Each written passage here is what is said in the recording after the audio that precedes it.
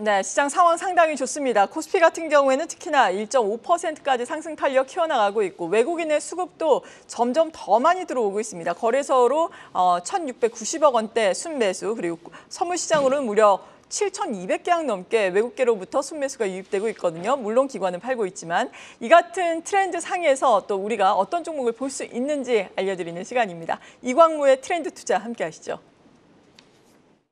네, 안녕하세요. 돈이데이 뉴스 트렌드 투자의 이광무 전문가입니다. 자, 지금 미국발 훈풍이 우리 시장에 대한 장 초반 상승세가 상당히 좋은데요.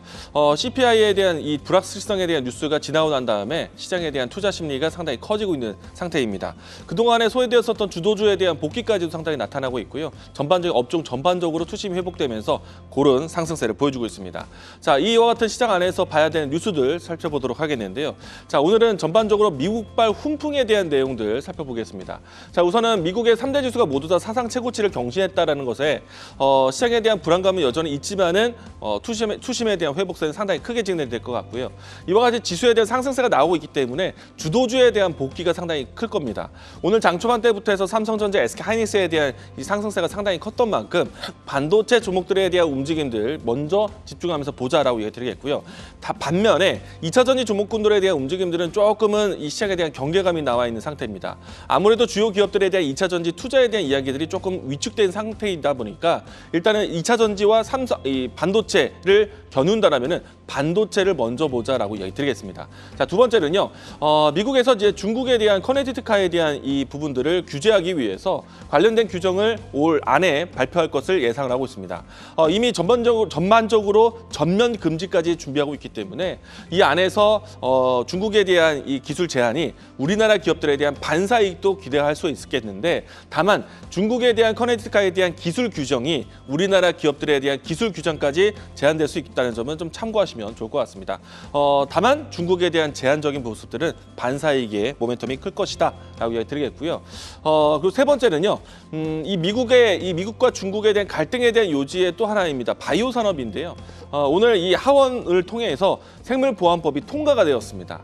일찍이 이제 중국에서는 이 생물보안법을 비롯해서 다양한 산업 안에서 미국과 중국에 대한 갈등에 대한 요지들이 나왔었는데, 일단은 생물보안법이 통과가 되면서 빠른 시일 내에 이 중국에 대한 바이오 제재에 대한 이야기들이 나올 것으로 보고 있습니다. 관련된 뉴스 살펴보도록 하죠. 우선은 이제 제가 오늘 준비한 거는 생물보안법에 대해서 이야기 드릴 것인데요.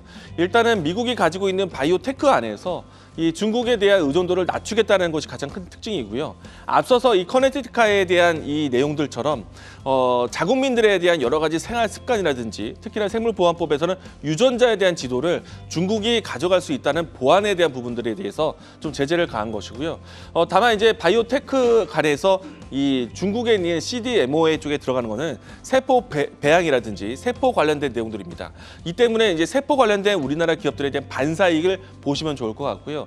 다만 이제 최근에 와서 이 바이오테크 같은 이 산업 안에서는 대부분 항생제 그리고 항암제 이와 같은 산업군들에 있는 내용들이 많다 보니까 이 CDMO 특히나 이제 중국에 있는 우시바이오에 대한 제재가 우리나라 이 CDMO 시장으로 옮겨갈 가능성이 큽니다. 특히나 우리나라에 있는 CDMO 같은 경우에는 항암제, 항생제 이 3세대 이후의 이 항암제에 대한 부분들이 많다 보니까 바이오 시밀러 쪽에서의 반사이익 확실하게 기대해보자라고 이야기 드리겠습니다.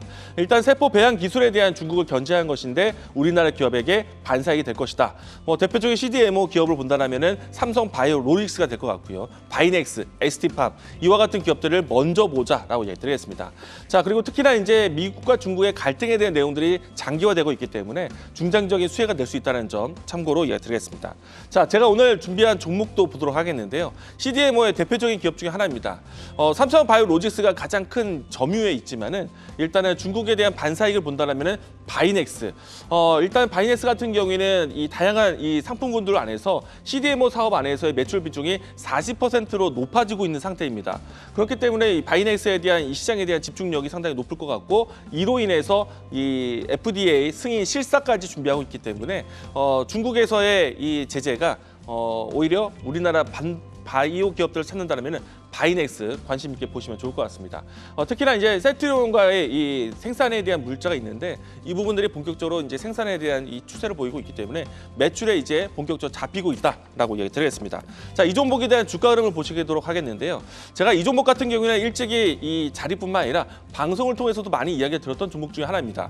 자, 우선은 이제 이 종목 같은 경우에는 최근에 이제 변동성이 좀 나오면서 특히나 오늘 같은 경우에는 박스권 돌파하는 모습이 연출되고 있는데 최근에 신고가 위치가 17,000원대에서 있습니다. 자, 일단은 현재 위치에서는 신고가를 돌파해서 새로운 가격 형성까지 볼 수 있는 1차적 목표가 2만 원 제시하도록 하겠고요.